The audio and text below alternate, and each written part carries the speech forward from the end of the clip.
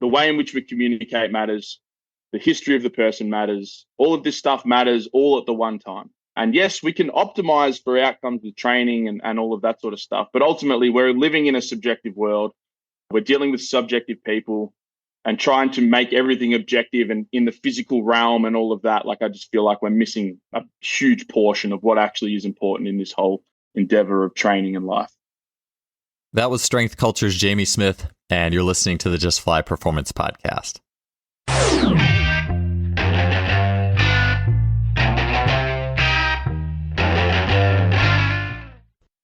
Today's episode is sponsored by Lost Empire Herbs, and I want to tell you how you can get one of their flagship products, Pine Pollen, here for free with only the normal cost of shipping. So, long story short, quick background, Lost Empire Herbs has been a sponsor of this show for some time. I absolutely love their product line. I love getting supplements that are based out of nature with absolute minimal processing.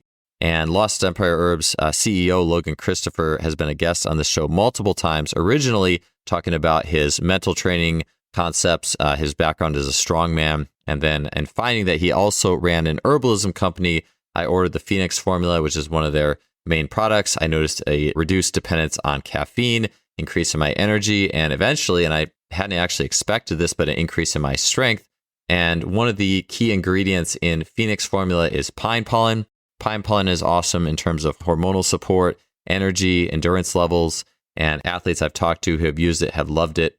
You can get your free sample of pine pollen by heading to justflypinepollen.com. That is justflypinepollen.com. If you want 15% off anything else in the store, you can use the code JUSTFLY at checkout at lostempireherbs.com for things like the Phoenix formula, Shilajit resin, and so much more. I highly recommend the company, so be sure to check out Lost Empire Herbs. Welcome to another episode of the podcast. Great to have you here. Today we have several Jamie Smiths out there in the world of sport and human performance. There's Jamie Smith of the U of Strength, James Smith, or James the Thinker Smith, amongst many things, the governing dynamics of sport. And on today's podcast, we have coach, educator, and owner of Melbourne Strength Culture, Jamie Smith. Jamie has worked at high-level strength and conditioning in Australia and the United States prior to starting Strength Culture. Now he's heavily involved in coach development and education for strength coaches and fitness professionals. Jamie has a truly expansive viewpoint on how we consider training in light of more global or broad-reaching concepts. So for the podcast today, he'll be talking about the global concepts of biopsychosocial dynamics. So a big word which simply refers to biology, psychology, and social pieces of an individual and their background, and will oftentimes just shortcut or abbreviate that as BPS. And Jamie will be talking about the concept and how it applies to training athletes and clients and people just seeking to be the best that they can be. We'll also talk about top-down and bottom-up models of thinking and how we prescribe work and then coach athletes through that work. He'll talk about building awareness in the athlete or client and many other concepts on this show. Jamie is a brilliant coach. It was awesome talking to him. One thing, we will be jumping straight into our conversation here. And actually, before the episode comes on, Jamie, and before we click the microphone on, Jamie was talking about his push-pull-run competition, which has exploded in Melbourne. It is a deadlift, bench press, and a mile run competition. And then we'll jump in on the tails of that. So again, awesome talking to Jamie. Such a brilliant and expansive thinker, and really helps put training in a great perspective for us. So enjoy the conversation. I had that on the question list. I put it on there a little bit almost as a joke, but it was in my mind because I think the women's beer mile world record just went down. And the beer mile is where you chug a beer, do a lap, chug a beer, do a lap, chug a beer, do a lap, chug a beer, do a lap. And if you throw up, you have to run a penalty lap or something. And the world record is it's under 5 minutes for the men. And the women's world record is 5:43. Yeah. And I just think I was like, that's really impressive. I think if the average person tried that, it would probably be like 10 minutes or something, or more. There would 100% be people training to optimize the beer mile, without a doubt. Like that, there'd be some biohacks too, biohacking the system, to mitigate the effects, stomach and stuff like that. Yeah, I'm sure. Yeah, overload with 2 beers instead of 1 in the off season, and then bring it down. Like, yeah, no, there'd be people trying to optimize. How do you periodize? Yeah, you optimize. You would be really periodizing it. Like you'd have all the charts and graphs. Right, this is your max, drinking phase right here. This 6-week block. Yeah, as in probably speaking in opposition to what we're going to get into with the BPS model type stuff. But even kind of somewhat in the spirit of that, we used to do a milk jug mile we had this like track Olympics back when I was coaching track at Wilmington College, and we kind of had all the teams, like the throwers and jumpers, they would all like kind of split up and had captains. And the last event, they had points for different events, and the last event was 4x400 meters, but the baton was a gallon of milk. And so you had to drink however much, and then you did your 400, and then what happened a lot of times was the throwers, like there'd be a thrower who'd just like drink like three quarters of it and walk. and then you'd get, some fast guy, you'd have to take a sip and run as fast as they could. There was actually I don't know what a lot of people thought about that, but I know that the cross country runners, some of them loved it so much they went back and did it on their own for fun, I guess, later at some other point. I don't know. Wouldn't think. I guess to set the record. I think that's what their goal was. So they're hardcore, man. You plug that mentality into a lot of things. Yeah, exactly. Like it's just competitive. Like it's competition. It's enjoyment. It's finding.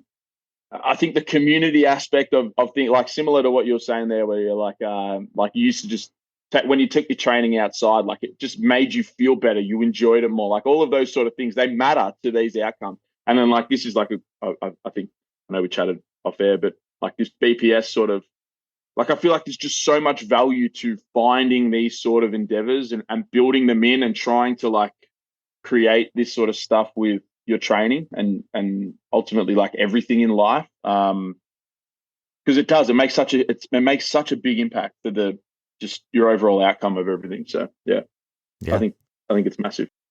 All right, so let's talk about the BPS model a little bit. It's funny because I've had a lot of podcasts with this in mind, but I honestly seriously didn't even see the term and definition and research for BPS model until probably like a month ago or something. I'm so late on that. I mean, I've been doing shows on the mind and psychology and training environment, or with those pieces in mind, for a while now, but I haven't actually seen that this is a thing that people are putting together and defining. And so anyways, I'm curious, maybe in a very general statement or very general question, what is it? And what's some generalities of how you consider it in your training model and what you are looking for at your gym?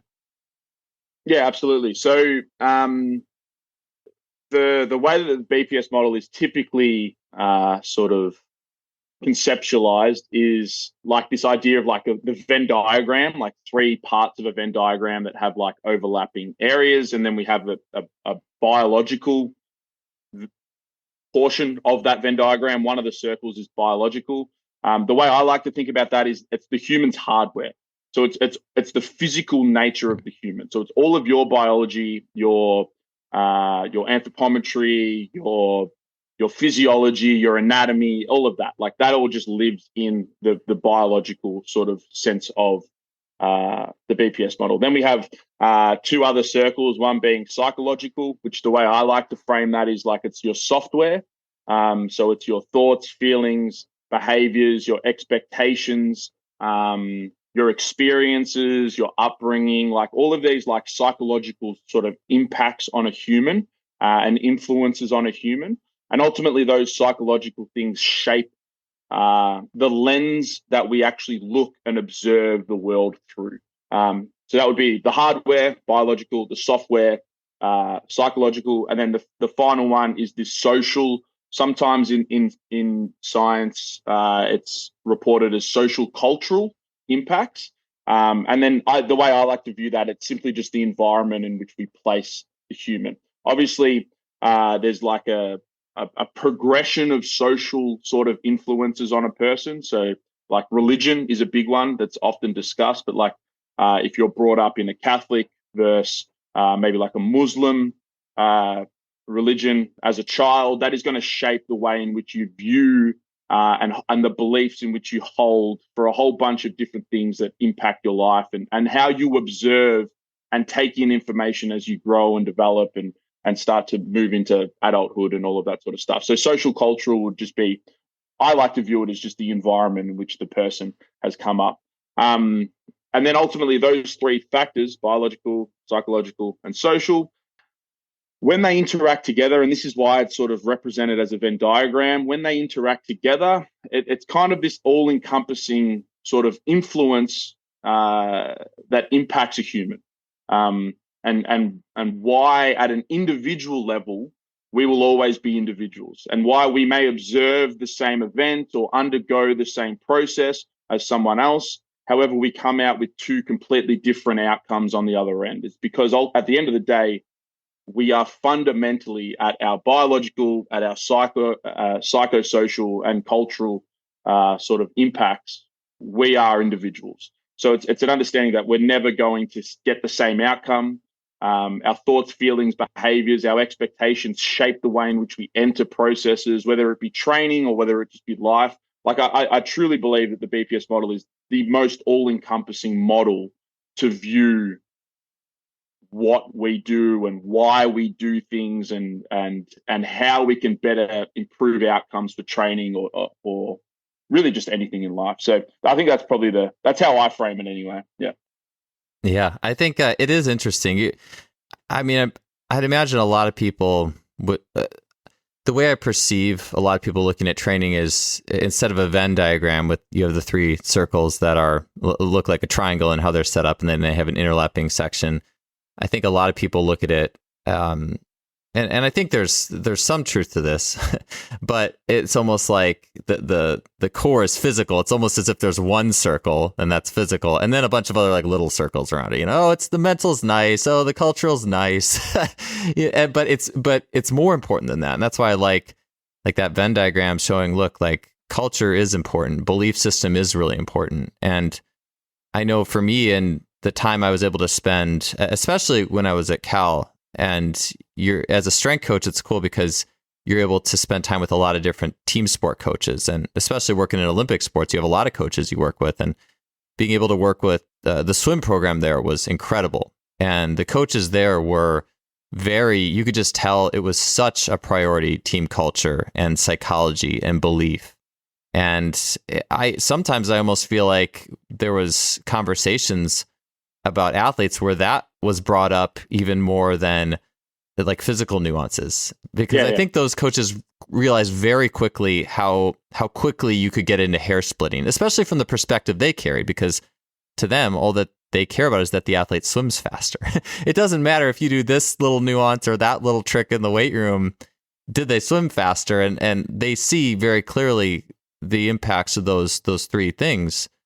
And you work with athletes long enough and you realize, yeah, like you said, you could run all these athletes through the same training program and have athletes end up with a different result. And then you look at those two athletes who got a different result and you see different belief systems or self-limiting beliefs or expectations, or maybe they did a training program before that they were like, oh, well, can't the training program be more like the one I did before? just different things like that, I'm sure.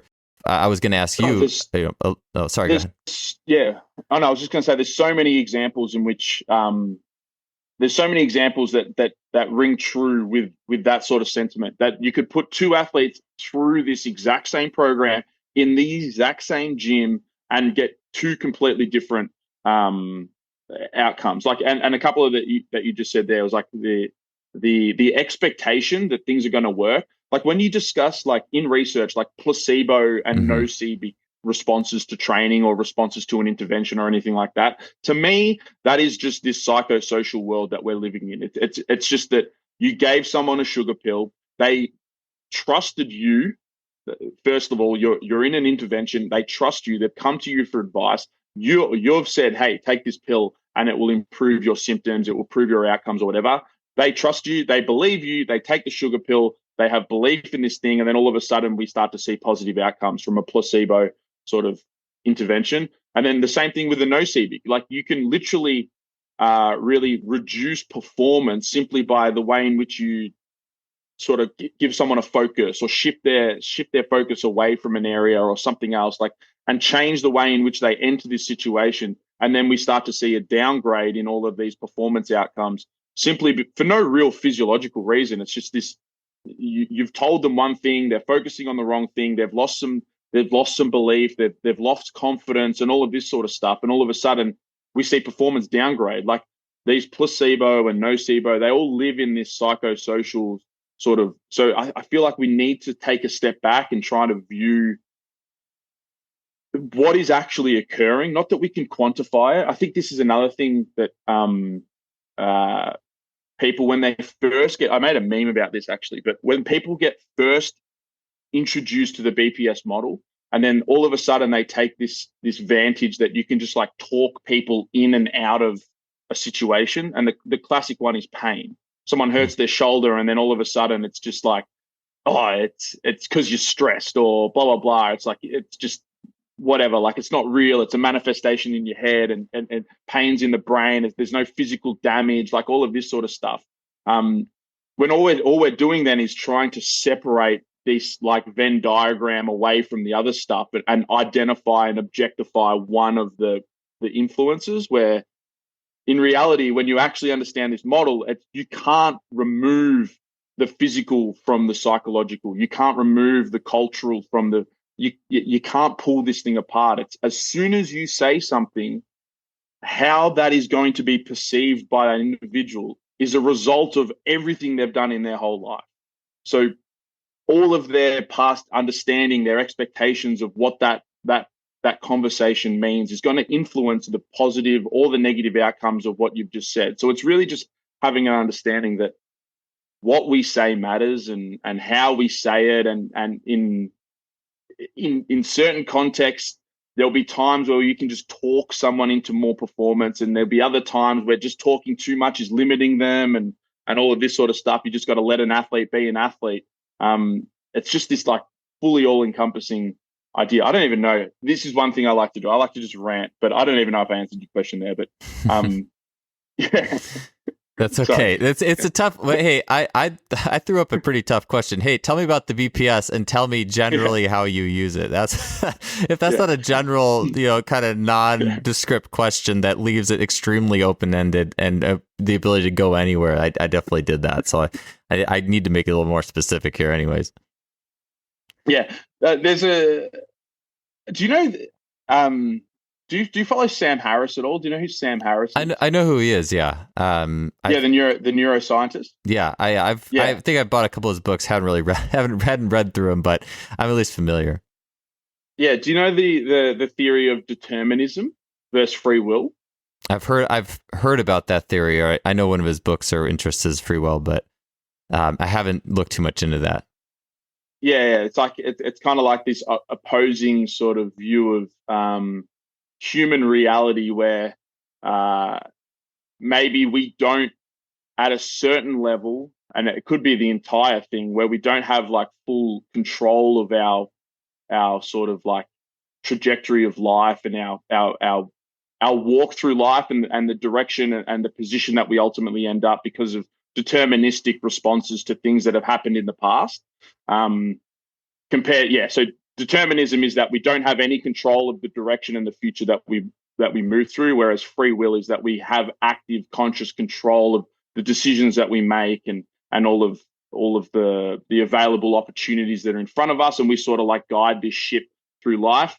Determinism is that there's impacts that have already happened to us that are shaping the way in which our ship is moving and moving through life. Like, I think when we understand the BPS model, it's ultimately like it's just understanding that the future, the past and what has influenced us to this point is ultimately going to shape the way in which we move forward through this. I don't think it's deterministic or free will in any sense, but I just know that the past influences what we see and the availabilities to us, and how we navigate through our sort of processes, whether that be training or career development or relationship development or family and all of this sort of stuff. Like, what has happened in the past influences us.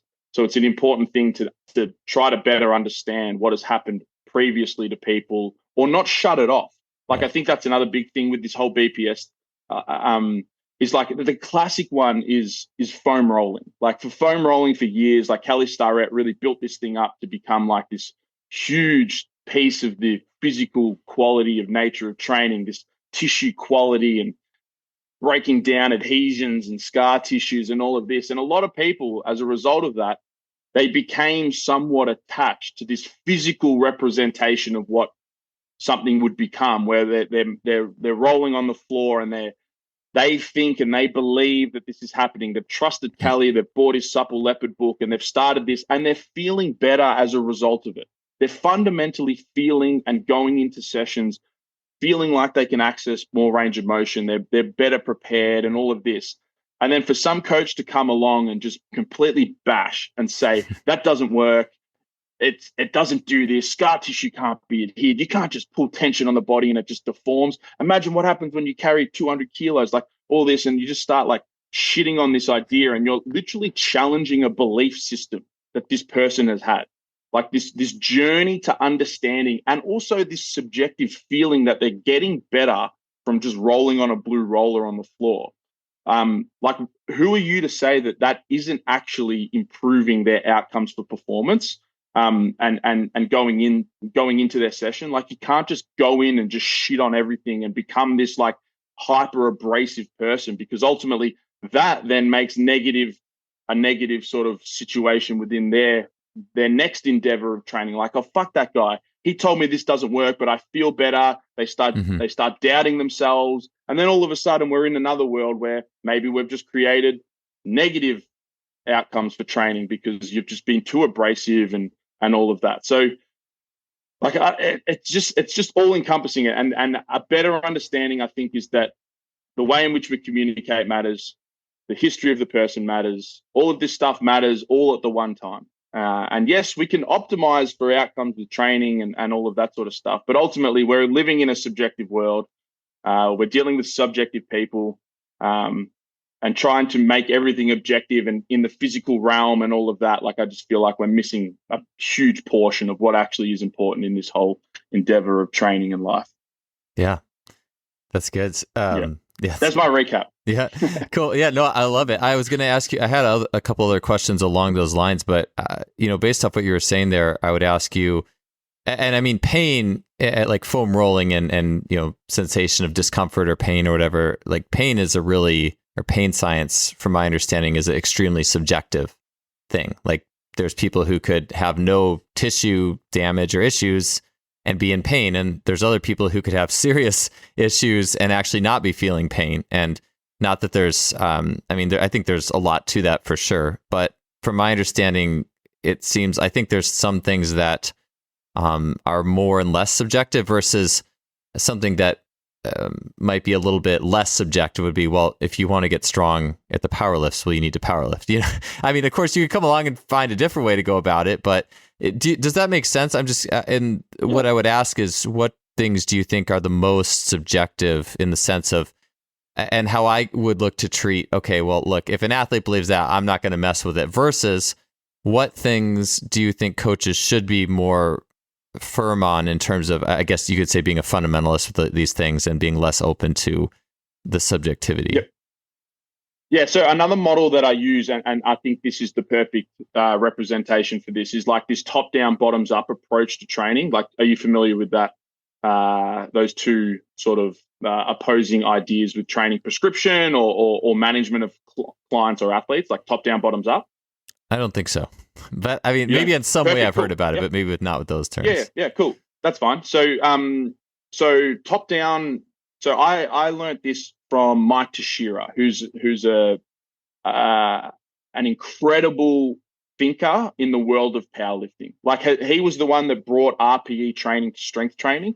Like, he saw this representation in like cardio and like the Borg scale of 6 to 20 and relative heart rate and all of this sort of stuff and intensity, and was like, we need something of this subjective nature to strength training and this highly objective world of strength training where numbers and it's just load on the bar and sets and reps, everything's objectified.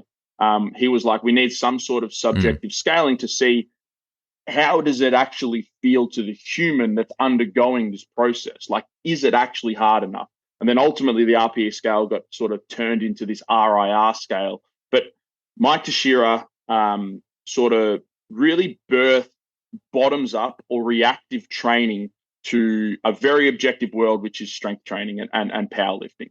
And ultimately, what his sort of like philosophy of this bottoms up world is that we have to be cognizant that training, adaptation, and progress happens at an individual level, and there are going to be certain things that occur when we implement a change in strategy or a change in the program that is going to impact an individual at their level and sort of meet them where they're at. And some people are going to get really strong with our traditional views of what strength training is, higher intensities, lower reps, moderate volumes, whereas other individuals, because of whatever, choose your variable, but will see no response to that. And they're going to see really great response to higher volumes, more moderate intensities, higher frequency training. And we're going to get all these different people. So it's just trying to build this like bottoms up strategy to manage an individual at an individual level, be reactive to the information that we're getting at the time, and being able to adjust and build on the fly.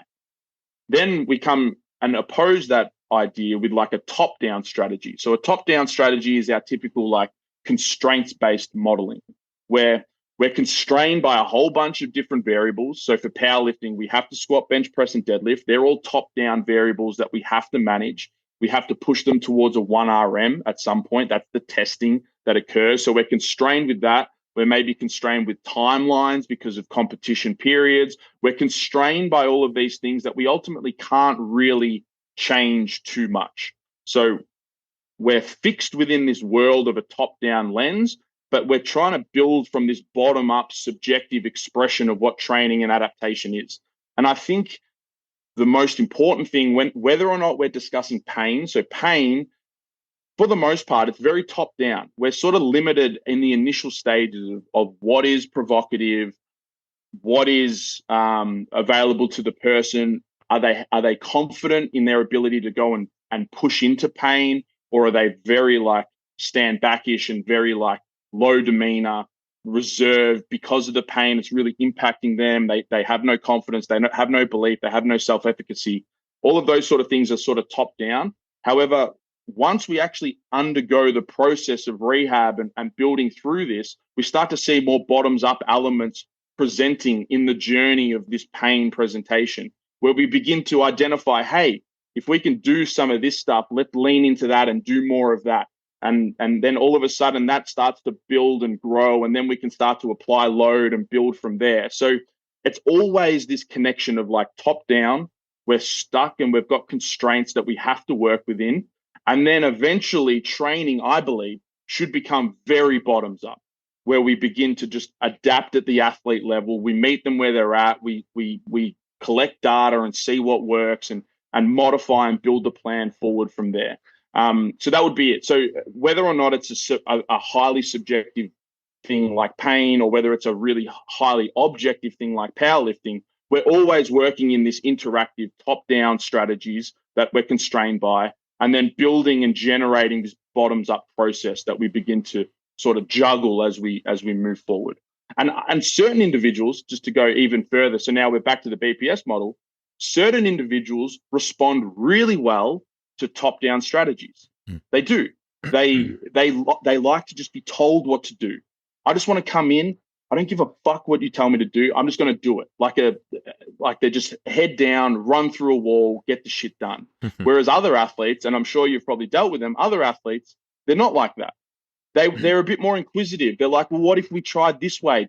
Let's tinker that a little bit. Actually, you know what? I did a program 6 months ago and I felt really good when I structured things like this and this. And I know it's not ideal, but I really believe that was a really good thing. Can we explore that idea a little bit more? All of a sudden, this is like bottoms up strategies of just building this thing as it goes, better understanding of the belief system of the athlete, better understanding of their input, their confidence, their sort of their control of this journey, as opposed to just enforcing rules and constraints on top of an athlete and forcing them to mold into this objective idea of what you think is the most optimal. That would be how I would juggle those two ideas. I like that. It makes me think of a couple of things. One was my mentor, or a mentor of mine, who played a really big role in moving me towards that model or that idea, even though I'd never heard it termed that way, top down or bottom up. But Paul Cater has been on this show, and he kind of runs his sessions. I remember one time I was at his gym, and he would do 1.5 hour sessions for athletic performance. And the first hour was just bottom up. It was him improvising different ways to sprint, throw, do different, you could say movement prep, but a lot of it he would make rhythmic or to the music, or it'd be interactive in terms of reacting to somebody else. And so it was this huge, and I think with his intuition, and I run it pretty similar nowadays when I do in-person sessions, is I'll run that kind of bottom up and just see what's working. Is the athlete engaged?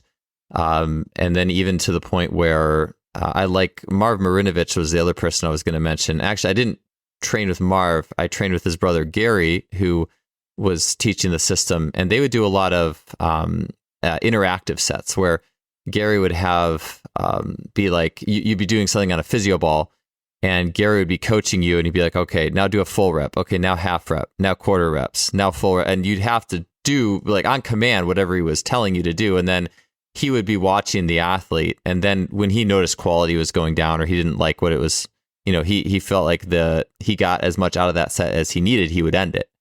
And so I've kind of taken that on as well. Like, I'll do a lot of things where I'll have a dowel rod and have an athlete like jumping over it, dodging it, crawling over or under it, and things like that, just where you can kind of get this like bottom up connection to the client, to the athlete, where it's not just dictating things. Now you're actually an active participant. And so yeah, it's interesting but I feel like it's tough sometimes, because it's like, well, how do you quantify that? How do you tell somebody, oh yeah, I did that many because XYZ? It's hard to really like say exactly why. Yeah. But so and just a continuation of that is, and this is Mladen Jovanovic. So another, do you know Mladen? Yeah. Have you ever seen complementary training? Yeah, exactly.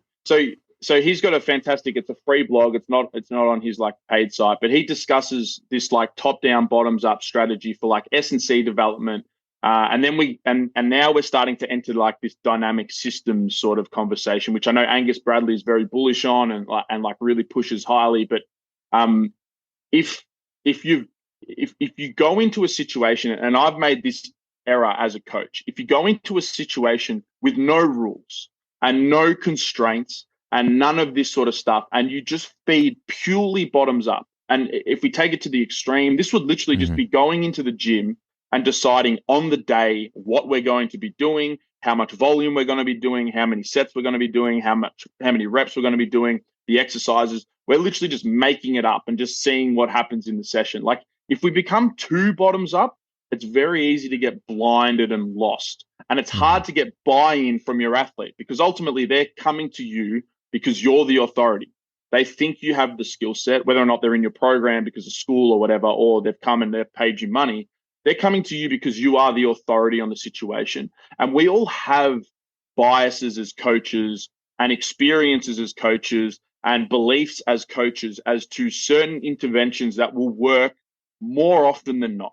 And this is where we begin to shape our sort of like program design and all of this. As we develop as coaches, we begin to build top-down processes that we do ultimately fit athletes in. But I think it actually is really important that we have some of these qualities that are pushing top-down, because it allows like a structure and a foundation of what we're actually trying to build within. So like going back to one of your coaches there, like that med or like the different squats and the positions and all of that, there would be an experience somewhere that he's identified, hey, this is actually a really interesting sort of play, but it gives us an idea of where the client or the athlete needs to progress with their training, or it might tell them, do we need more of this quality or more of this quality or anything like that? So having these top-down sort of, how can I structure it? Like they're kind of like foundational pieces in what we're actually trying to build out from a program design. And they form from our biases, they're formed from our experiences as coaches. But it is important for client buy-in, because ultimately they want to be told, we're going in this direction, we're working towards this, we're doing this because of this. And if we just come in too bottoms up, and just be like, hey, we're just going to see how things are going. There's no timelines on our training blocks. There's no like deload period coming up. We're just going to see how we're feeling and then make a decision. Sometimes you get a little bit lost and you're sort of just like, where are we actually headed? And most people want to know a small direction in front of them. Like, we're doing this for this reason. We're moving in this direction. So we can't just be completely subjective. We do need some objective structure in our training for client buy-in. And then also because we just know from experiences as coaches and our biases that certain things just work really well. And leaning into them and exploring those ideas are probably worth it, because I've seen it work with 99% of my clients. So why would it not work with this new person that just fills the avatar of who I normally work with? So it's always this conversation of both. It's just that I think once you zoom out and once you take a view of this whole system in place, it's just an understanding that I can bias my decision making to be more top down, more rules, more constraints, more objective, or I can bias my decision making to be more subjective, more play, more interactive with the client and building up from there. Yeah, it does make me think about, I think there's different, like you had said a while ago, there is different clients who they kind of prefer different amounts of that. Like Paul, who I mentioned, he would always have that top-down piece that was written up at the end. So there was always that overload in mind. But how he got there was bottom-up. He had mentioned to me that there was, like, if he worked with military individuals, they were more top-down. They wanted more structure. Absolutely. And being able to recognize that is important. Even when I was at Cal, my swim teams were more top down. We would do a little bit of fun stuff in the warm up sometimes, but it was maybe once a week we would go do something that was on the turf, crawl based for the warm up. That was a little bit more fun and off the cuff, but that wasn't par for the course. But then on the other hand, I would have the tennis team, and they love to play. Like those guys like to play substantially more than they like to hardcore train. But they're super competitive. So we played other sports all the time for their warm up. Sometimes we played for 30 minutes and then we'd go lift. We always had that top down at the end, but that was their thing. And they just wanted, let's roll out the ball. And they were way more warmed up doing than they would have been anything else. And now if we loop all the way back to this whole biopsychosocial lens, so now we've taken the top down, bottoms up, and we've put there's two examples that you've just given. One was the military people. When we think about the cultural influences of coming up and building your system of coaching and management of athletes and clients in a military lens, is it any wonder that these people are incredibly top down, they're incredibly rigid, they're incredibly structured, they're incredibly like, it is this way, this is the way to the future, as opposed to this tennis world where, in contrast to military, that's incredibly almost as top down a system as you could get. It's all rules driven. It's all you act this way, you make your bed that way, as opposed to a more free flowing movement or idea or cultural expression of what that sport is. It's just another representation of this BPS model that influences people, that then biases their view and colors their lens and shifts the way in which they view and observe training. Not to say one's better or different or worse or anything like that. It's just two different representations of the same process of what training should become. One's just heavily cultural driven. The other one is from that person, whoever built that system, has a different lens because of their previous experiences as a coach, as a lifter, as an athlete, or anything like that. But it's just the same thing. It's always, everything just fits back into this whole, we're all individuals, we're all being shifted and shaped by our experiences and our previous experiences as coaches, as lifters, as athletes. It's just people. It shapes the way we view and changes our perspective into the future. Yeah. In a lot of ways, something like strength and conditioning or physical preparation, it's interesting because a lot of people talk about, especially in the scope of working with athletes, the limitations, the things that it can't do. You can't get into the skills unless you do want to become a skills coach or start learning about those elements of things. But at the same time, I do think it's interesting, the commonalities, like the base root commonalities that you can address and learn about a lot of different people in a lot of different groups. And I think that's one of the helpful things working in strength training is if you are working in strength training or strength and conditioning, I do think it's helpful to work with as many groups as possible because you're working with more generalities a lot of times, but you're doing it across so many different belief systems and expectations. And absolutely. And there's, I know, so Angus, because we've got the common connection with Angus, but Nassim Taleb or whatever, like this anti-fragile, this dynamic systems understanding of what the human biological system is. Like it's complex. It's consistently just sort of adapting and molding to the situations and the sort of the stresses that are applied to the system, and we can never guarantee the outcome. This top-down, bottoms-up sort of view, it's not individual to just strength training and all of this. So what I'm trying to get at is, like, it's important to see within the industry and different contexts of different sports and different coaches and all of that. But it's also, I think, really important to then take a step out and view how other systems actually respond to stimulus and all of that sort of stuff. And the most common one that is used is the economy.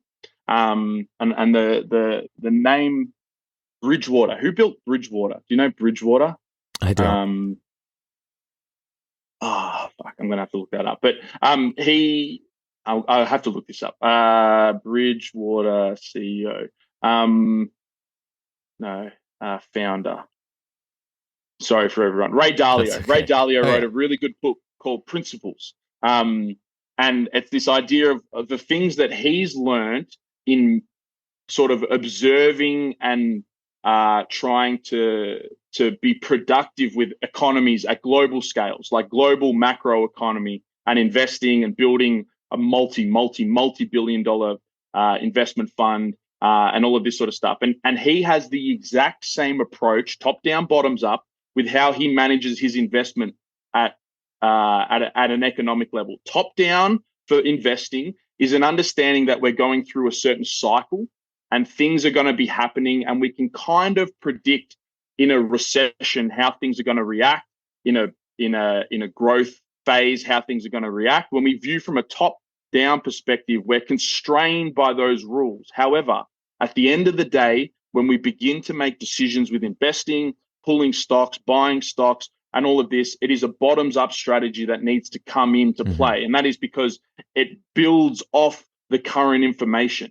It's not that we're trying to predict what's happening in the future. It's that we need to observe what's actually happening right now, take in a small amount of information, and then make the best decision currently with what we want to do. So it's the exact same thing when we even view like these top-down rules. They apply to so many different things, and how we interact with them as humans ultimately comes down to this bottoms-up management strategies of like pulling small information, small data pieces currently, being receptive to this subjective experience that we're in, and then making the best informed decision. And whether or not we get that experience within the industry at different coaches and different people, or whether or not we start to zoom out and view, well, what are some of these more mature industries looking at, and how do they all seem to come back to this sort of like bottoms up, build it, see what goes on, draw some information, get some data, and then make a more informed decision rather than trying to predict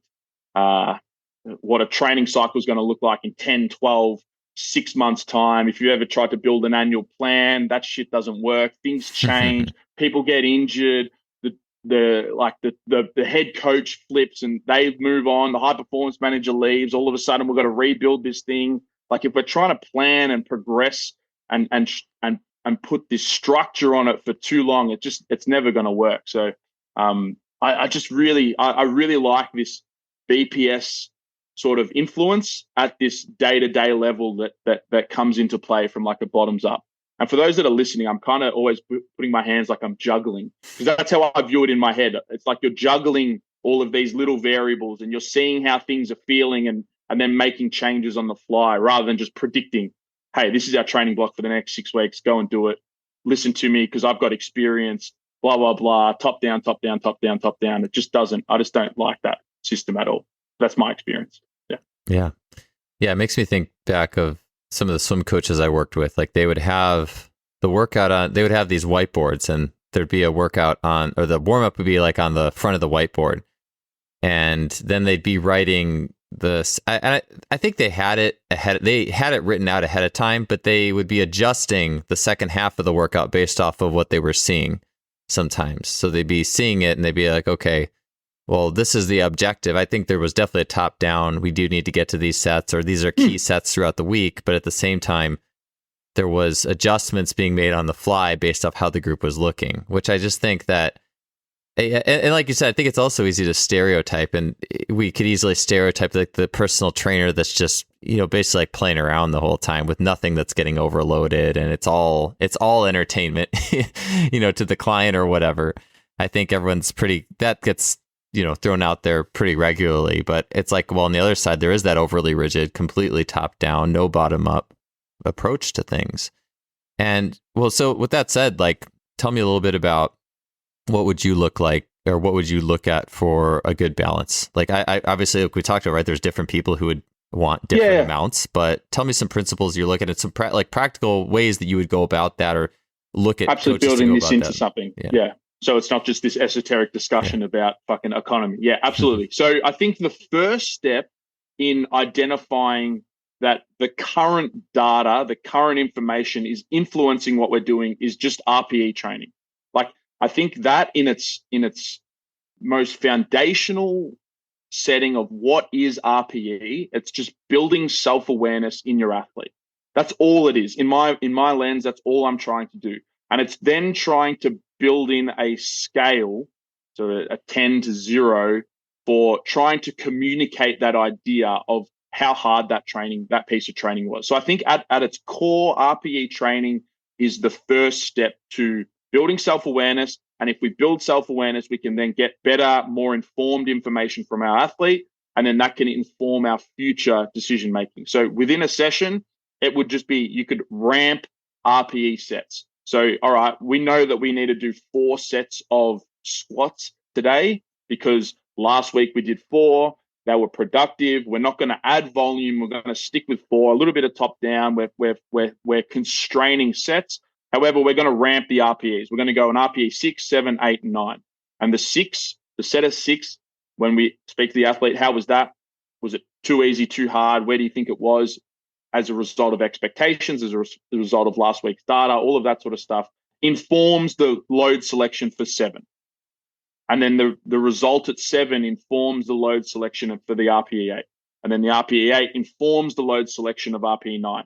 And on a day where things are well, they're confident, they're feeling good, the sun's shining, they've been outside, they've got all this influence to show that today's the day the wave's big, today's the day we're surfing. The 6 is telling us, we can reach the 7 a little bit, higher load selection. We can reach the 8 a little bit, higher load selection. And then all of a sudden the RPE 9, high intensity, is a PR set or something like that. So that would be, I think, the easiest way in which we just begin to apply like a bottoms-up strategy. It's the influence of the current data, what we're feeling, what we're seeing, the person that walked through the door for the session. We're still constrained and got some top down. We're doing squats. We're doing 4 sets. They're going to be hard sets. We're progressing to a high intensity. We're looking to push the envelope a little bit. However, we're still a little bit reactive. We're still agile. We're thinking, how was that 6? How was that 7? Oh, you know what? My back's feeling a bit tight. Maybe we're not going to hit too hard. We're going to pull this back a little bit from what our planned load selection was. So I feel like that's the easiest way in which we can begin to build bottoms-up strategy. Other ways, and I learned this from Luke Tulloch. Obviously, I kind of knew this myself, but then Luke Tulloch, I don't know if you know that name, but he had a seminar at a gym, and he was talking about this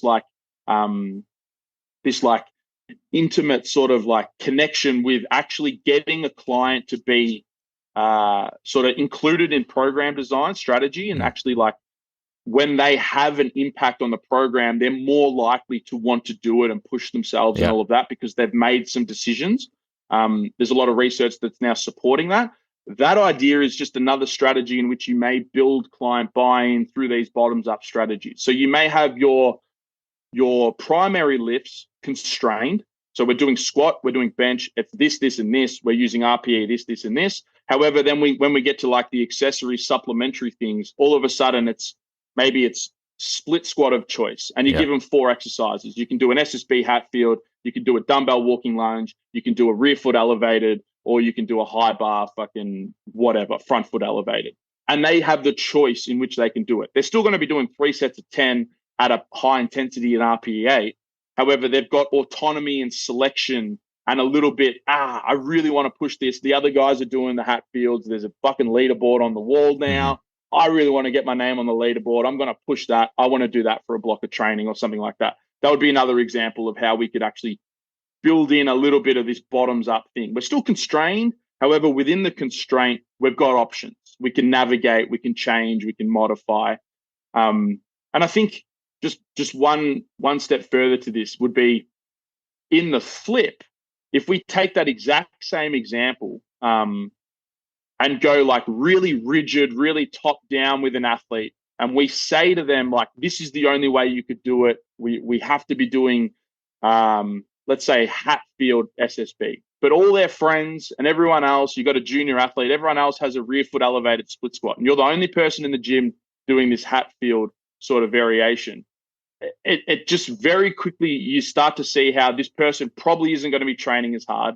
They're not going to have as much buy-in. They're probably not going to push their variables as much. They're seeing all the fun that their mates are having over there. And then they're in the corner just doing their own selecting. You're probably better off just being like, fucking oath, go and jump in there, because you're going to get a better training experience just by this social sort of psychological influence undertone that actually drives what we're actually doing. So I like the idea of having clients, having input and building these programs with them and taking on their experiences and their belief systems, because ultimately it does impact the outcomes that we see.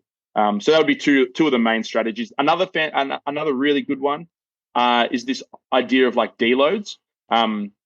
Like, when do we structure deloads? Do we be proactive with deload selection? Do we do reactionary deload selection and wait and see if we've got enough data to tell us that we need to deload our training? Or do we proactively plan one to be 4 or 5 weeks in the future? And we hit 4 successive training sets or sessions or weeks, and then we drop down.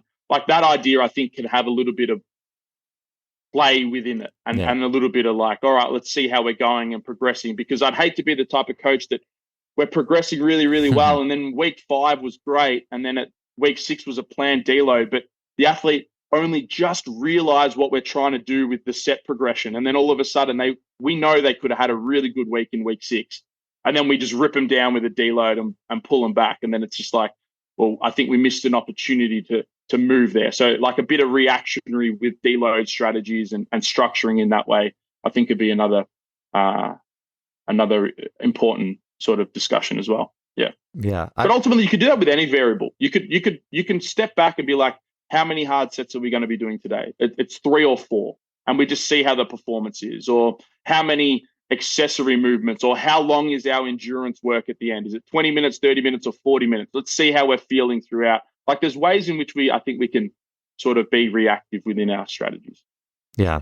I feel like I'd imagine you'd agree with me on this, but the more bottoms up your program is based, obviously we still need to have an objective reality, lest we be not have like a glass to pour our water into. The water just goes everywhere.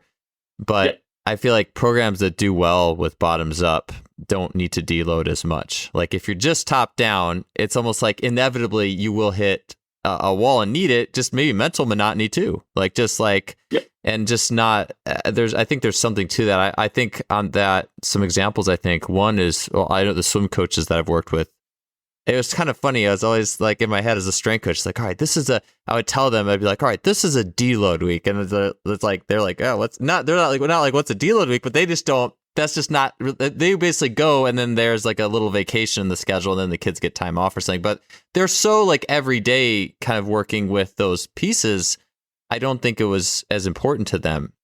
Not that the kids didn't eventually get those unloads, but it wasn't. I think it's a lot more common when it's like, prescribe, write absolutely everything for a month and do it all just like this. And then, by the time you get done with that, you probably do need a deload. But as I found, or even just something like playing basketball or football or soccer, like how many times do people just playing sports and be like, we've played soccer for 3 weeks now, and I think we should deload the sport, because soccer, it's just like, there's so much more going on in a game too. That's, it's different than lifting, of course, but I just think that the more that you can integrate those bottom up elements. You can still train. It doesn't mean you don't train hard. It just means that the response is more appropriate. And I think also the way athletes perceive the load changes. And I think the way you perceive the load, usually I don't think you really have to deload until you start to perceive that you're sucking, oh, like this sucks. Yeah. I'm getting the weights to have, Yeah, so there's two things I want to add to this. So first,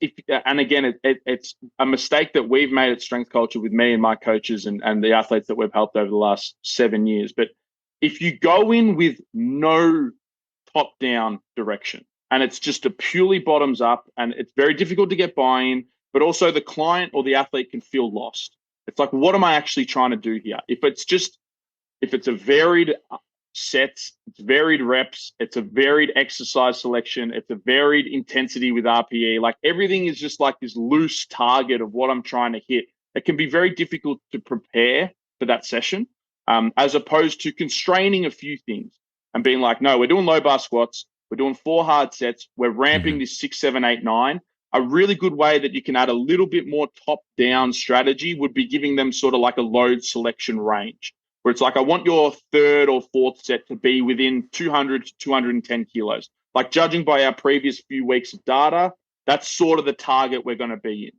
And we know that it's either going to be a really good day, we're going to be pushing that 210, or it might just be a normal day of training and we're sitting at 200 to 205. But there's still progression built in from the previous week where we can layer on a little bit. I think that's another really important thing to note, is that we're not going into the sessions with just a blank canvas and we just get there and see what paint starts coming out. Like, it's not that. There's still rules and constraints within the session. And that's quite often the mark against RPE training, is that, well, you don't even know where you're going to be. Like, it could be anything, blah, blah, blah. Well, it's no, we're obviously, we're trying to productively constrain it as much as it's needed so that we can still see how the client sort of adapts within this. But then the second part to that is what you said at the end there, which is this idea of load management. And I honestly believe this, that anybody has whether they're beginner, intermediate, or advanced, has an innate awareness of, am I doing too much?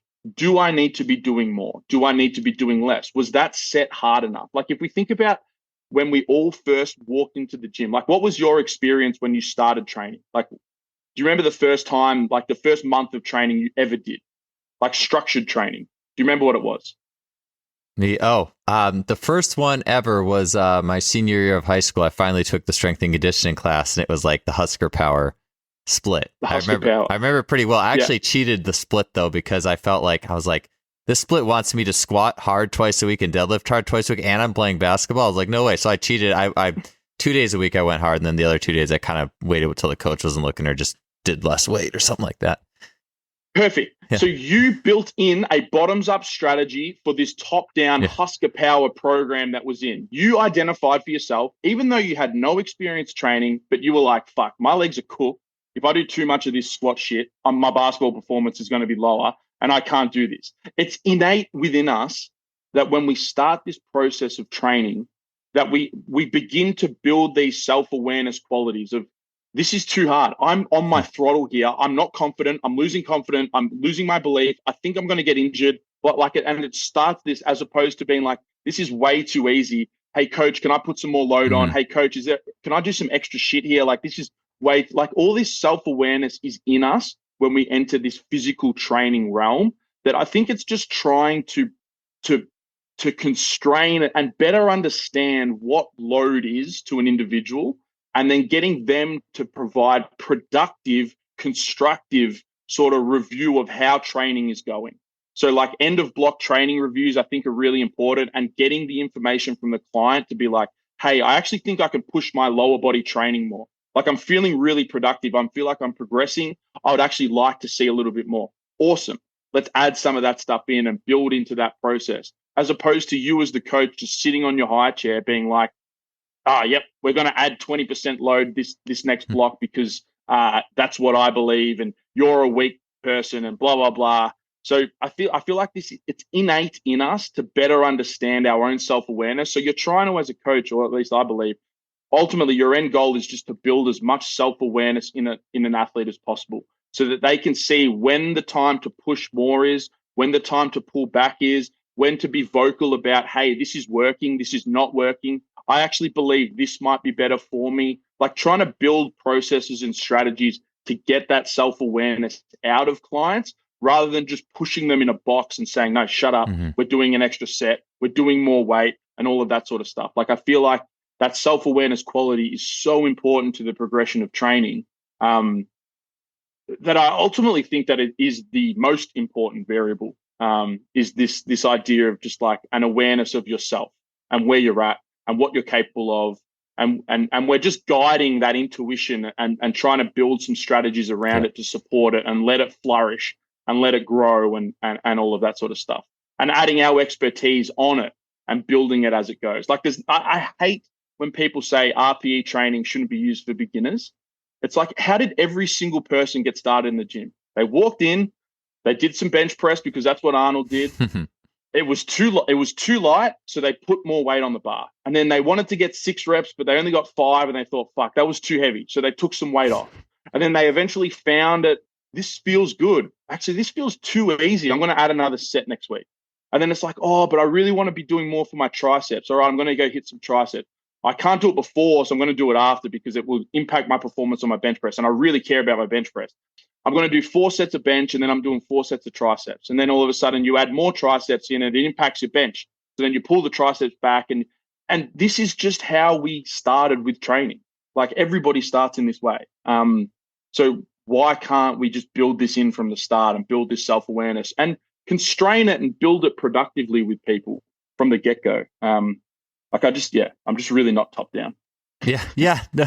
I think you had said or alluded to the coach as the guide or the facilitator, and I think the coach as the dictator is purely top down. Maybe the coach who's not, if it's purely bottom up, there's no structure, but the coach as a facilitator finds that balance of having the organizational structure to overload, but then is bottom up in leading the athlete on their own journey.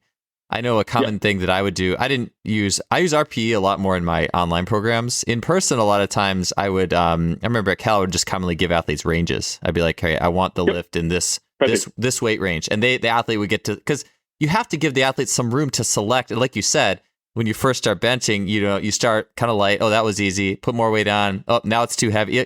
And you can't deny athletes some level of that learning process. I mean, that's really important that they learn. And ultimately, an athlete's going to do their absolute best when they have learned for their own body exactly what to do, or at least in the close enough ballpark of what to do at what given time. Because I'm not that athlete, and I don't know what they're feeling. I don't know what their body's feeling. And I also, if you're working with an athlete who has basketball practice later or football, you're also not in their body when they go and do their sport afterwards. So, and they know, just trusting that they know, like you have to be able to, and there's different times where maybe there's mental barriers or breakthroughs or whatever, but a lot of times just being able to put the trust in the athlete that they know how they're going to take this into their sport or whatever the next thing is pretty powerful. So I always had good success giving that range too. And the last thing I'll just say is like you mentioned, I was going to ask you, well, I'll ask you this later, but a lot of times I would almost put the range low because you almost want them to select the high end on their own. Like, oh yeah, and that gives them that, oh yeah, I'm hitting the high end of the range today. You feel good about it, Take a step back to the biopsychosocial. You're manipulating psychology. You're manipulating and giving them a win so that they feel more bought into we're just back into that first thing where you've identified your experience. When I give these guys low ranges, they select these higher weights and they feel better about themselves. They're hitting it. There's nothing worse than when you write a fresh program for a new client and then after the first session, you're like, actually, you know what? We're going to pull this back. We're going to pull this back. There was too much work. We overshot everything. Imagine, and this is the same with like assessment process, like the old fucking FMS shit, where we take an athlete who their whole life has been an athlete. They've been athletic. They've been winning things. They've been doing athletic things. And we put them in this stupid, standardized, top-down, objective testing and look for failure. We're literally observing and trying to find where they're failing and then mark it on our little sheet and be like, yeah, you suck at this, you suck at this, you suck at this. What are you doing to the psyche of that person? Like, as opposed to being like, hey, let's come in day one, show me how you squat.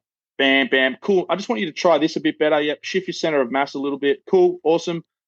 anterior load, blah, blah, blah, whatever we're doing. And all of a sudden we can build and grow from there. Like you're giving wins to the athlete as opposed to just starting with a hammer and just forcing them down and smacking their psyche, because we think that these highly objective top-down strategies. So like that's a perfect example of how this whole thing, at least in my brain, fits together with the BPS model, this top-down, bottoms-up strategy as well. I think it is just purely all-encompassing. Like I really do. Yeah, in some ways, it's like a purely top-down, or you could call it a dictator type, pure top-down model only leaves room for the athlete to fail. Whereas a bottom-up, it prioritizes the athlete getting wins. And I mean, there's been good, I need to find this study because I've almost heard a few different things. I was just talking with Angus Ross about it, and he had mentioned, well, basically it was like a sprinting study. And these athletes, I first heard it with Rafe Kelly at his retreat. And it was like these athletes, there's 3 groups, and one group was sprinting and they were told they ran slower than they did. One group was told their actual time, and one group was told they ran faster than they did. Maybe there wasn't even the middle group. I think Angus had said that maybe one group ran an extra meter or something, or I don't know. But anyways, long story short is the group that felt like they were winning, the group that was told they were faster than they were, ended up running the fastest when they were actually timed in a normal time.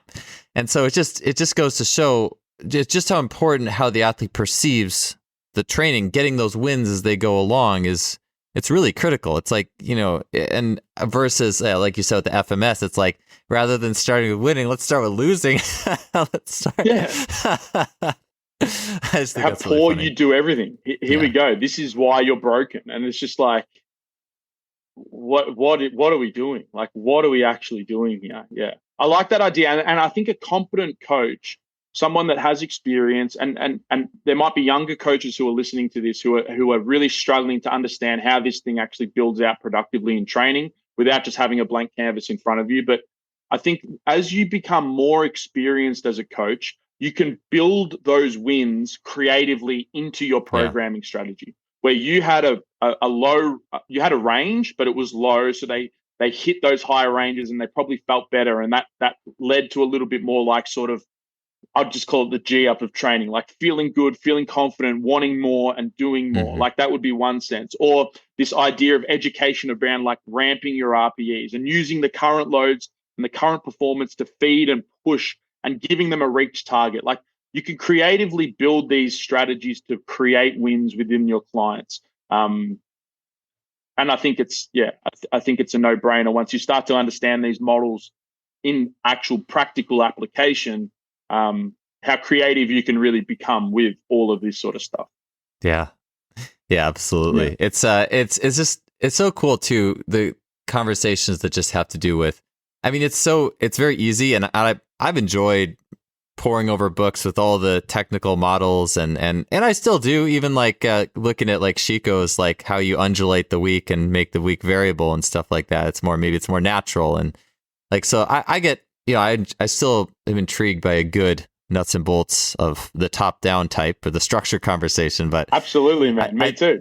I think maybe that could be our next chat. But it's just, I think it's just so good to constantly be reinforcing these principles, because they're not just an afterthought.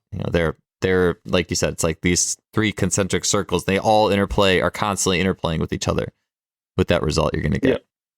So and you there's just a really good. It's a pay. I hate like citing research. I'm definitely not one of those people. But there's a really good paper called "An Inactive Approach to Pain Beyond the Biopsychosocial Model," and there's this narrative sort of like introduction with how we got to our current understanding of the BPS model in its application for pain. And it runs through like the history of our understanding from a human consciousness related to pain. So like, where did our first sort of understanding start? And I think that it goes through this period of like witches thinking that you could like spell and like meditate or something, like somebody out of pain, and like so like very psychological, sort of spiritual.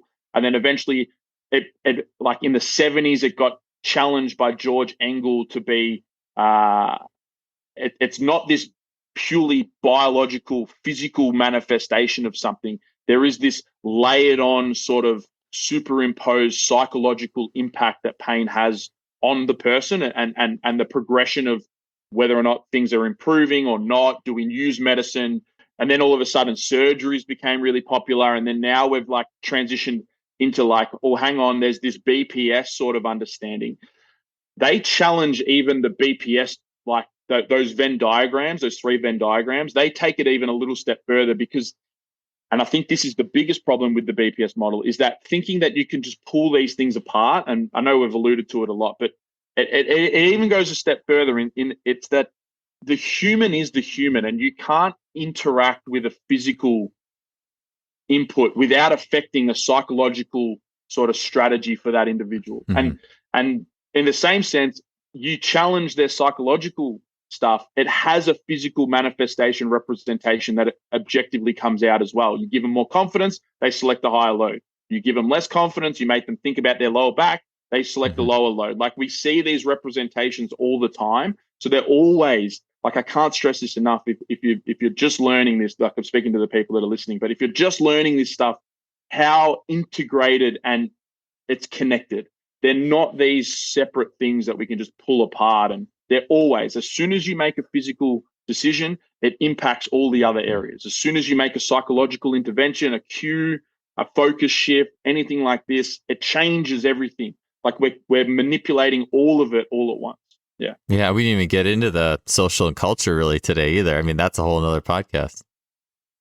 Yeah, well, exactly. It's, but I think we kind of did a little bit like the military idea, like that's very cultural. That's cultural driven, as opposed to like even I think there would just be separate sports. There are a lot more cultural, like Olympic weightlifting in my head would be a very like when you subscribe to it, when you go to one coach or one institute, you learn a very particular technique and you fit into this mold of the technique, as opposed to going to somebody who like a sport like tennis or swimming that seems to be a lot more like hang on, we're a little bit more athlete centered and all of that sort of stuff. Like that's all cultural expectation and sort of impact as well. So I think we touched on it a little bit there. Yeah, definitely with like the military and the tennis and different groups like that. I was thinking about it more from the perspective of also like you could just say the energy in the gym. What's the vibe in the gym, you know, or like that kind of thing, or like Tony Holler talking about doing like a gauntlet 40 where people run the 40-yard dash, but they line the track and like clap for them, you know, and cheer, and people will run, like a lot of people run personal best, like stuff like that. Like, you know, I always think about, you know, it's almost like if you're laying out your training plan, if you're rewriting university for our coaches, like how do you, it's like, what are your, usually you just write the physical, right? All right, well, here's my training plan, you know, 60, 70, 80%, that's a 5 or whatever. But it's like, all right, what is my bio plan? What is my mental plan? How the athlete will perceive and gain wins through this? What is my social cultural plan? And how do I make it maximally conducive training environment? And I would see that too with like a lot of teams in college. Like there would be like a lot of senior led, like, or pods with like a senior, and there'd be like small groups, and there'd be culture throughout the team, and just making sure that that's a win too. And a lot of people don't look at that as that also contributes to not only how fast you run or swim or whatever, but it also is your experience with the group and the meaning you got out of it. So I just think, all these things are really important. And so, I think, we could certainly have, you know, I mean, shoot, I want to almost see like a big chart of it all now, you know, like kind of put it together. But I know our time's kind of running out here. We didn't get to the compression and expansion, which would have been fun, but I think it's kind of nice to leave the show in the container that it was. And so for people to learn more about you, or I know you do mentorships, or how can people find more about you and what you're up to, Jamie? Yeah. Just on that, I also, I know we said it earlier, but I love an intricately detailed discussion about like a very particular, like expansion compression. Like I love like learning about that and like seeing how this thing fits. But and even like a lot of the bodybuilding, like all that sort of stuff, like I see as very like biological, like physical manifestation of what it is, but ultimately how does it actually dictate and influence this whole thing? Like I love all those discussions as well. I'm not just this like, I just want to put that out there. People think BPS specialist. Think I'm just like, no. Like I love PRI. Like PRI, I've been deep in there. And then obviously like the evolution of that to Bill Hartman and all of that sort of stuff. Like I love talking about those things as well. It's just, how does this whole thing fit together? But where can people learn about me? Just Instagram would probably be the easiest place. My gym, Melbourne Strength Culture, website or anything. We've got a podcast, we've got a YouTube channel, Instagram. Just search that. My Instagram though is j.smith.culture, because trying to find any handle with J Smith is a challenging time. Yeah, so J Smith. Right, well. Yeah, we were joking before we got on the podcast here about we were joking about the 4 different J Smiths, or even Jamie Smith or James Smith that we all knew. James Smith, yeah. There's so many of us, and it makes finding an email or a handle for social media quite difficult. But yeah, j.smith.culture. You can find me there, and happy to chat. I've got mentorships running. I do in-person stuff. I do some online stuff. All sorts of ways in which we can chat if you wanted to. Yeah. Awesome. Well, thank you again, Jamie. It was really great talking to you. No, thank you for having me on. I really appreciate it.